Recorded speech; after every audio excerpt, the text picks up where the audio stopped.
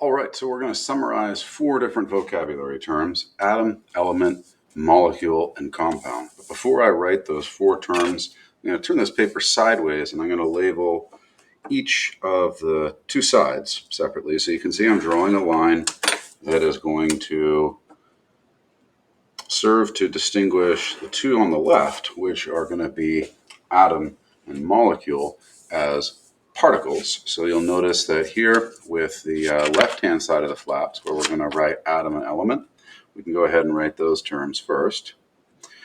I want to distinguish between which of these terms are examples of particles and which of these are examples of substances. And down at the bottom here, we're going to write molecule and compound.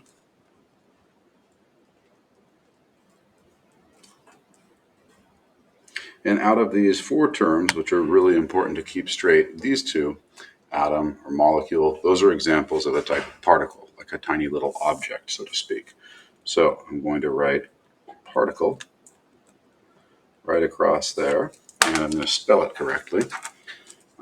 If I can slow down a little bit. You can't white out green paper, so that says particle. And then on the right-hand side, I'm going to write substances.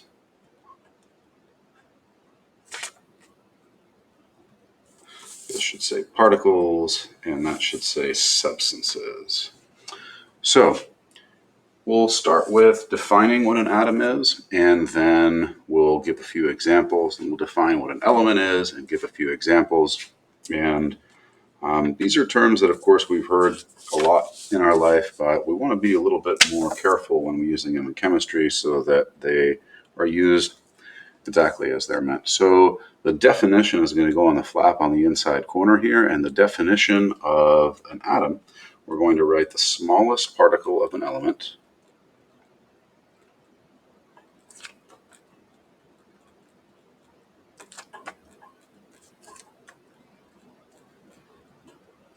that retains the properties of that element. I'm going to put that second part of the definition in parentheses because it's a little bit less important to the gist of the idea, but it is an important qualifier to consider. So, for instance, we can first of all just think of an atom as the smallest particle of an element. Like if we have carbon, at the fundamental level, carbon consists of a whole bunch of small carbon atoms. So I'm just going to draw a carbon atom here as an example on the main part of this flap.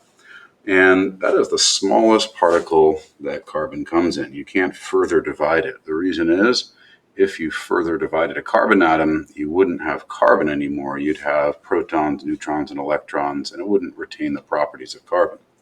So another example might be, for instance, bromine, which is a little larger, or, for instance, phosphorus, or, for instance, nitrogen. And now we'll go on to discuss an element. So the definition is going to go on this flap, and then some examples that go behind it. The atom is the smallest particle of an element. Carbon atoms, bromine atoms, and so on. Now let's go on to the next part. An element is going to be contrasted with an atom because an element is really a substance rather than a particle. So you could think of it as a type of atom, but we're going to define it a little bit more carefully. We're going to define an element as a substance that cannot be broken into simpler substances. So first of all, an element is a substance, and it cannot be broken into simpler substances.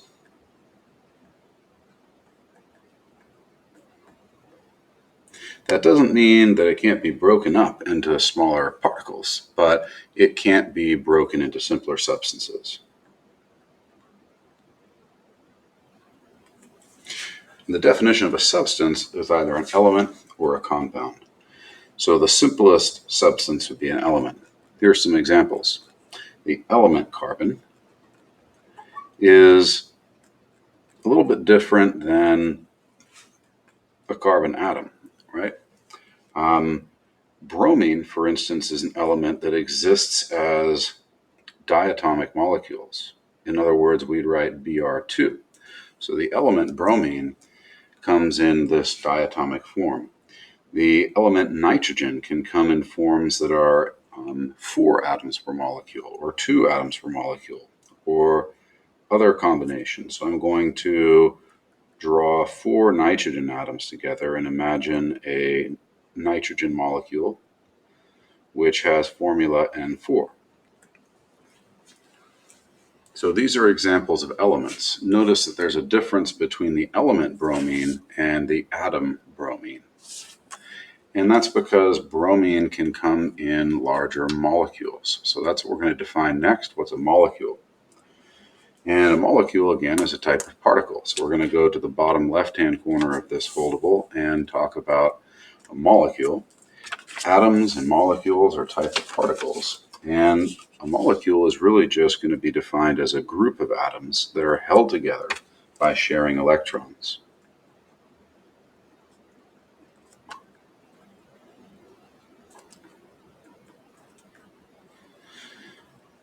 Now, we might remember that if they're held together by sharing electrons, we call that a covalent bond. But if you haven't learned about covalent bonds recently, then that's okay. We're going to learn about those later.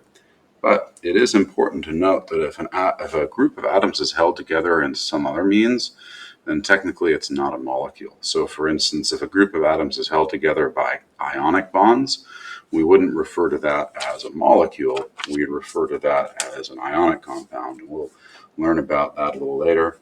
We wouldn't use the word molecule there. Some good examples, this is the definition, not examples right here. The examples that we're going to give for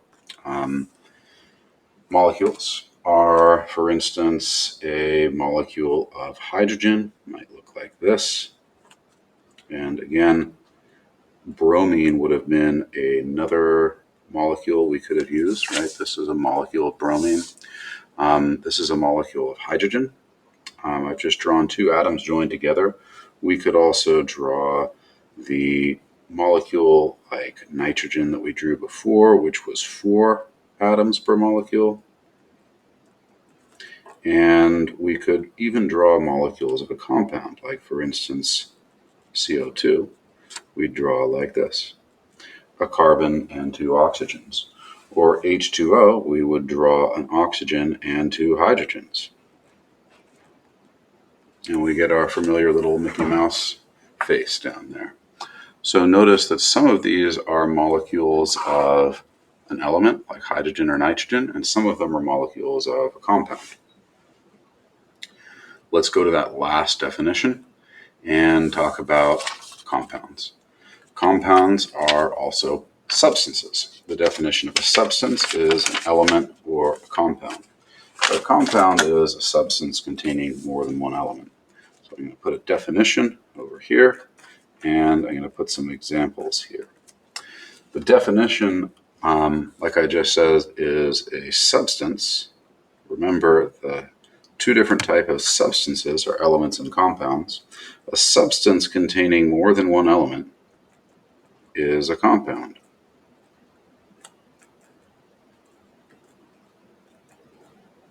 It's a combination of more than one element.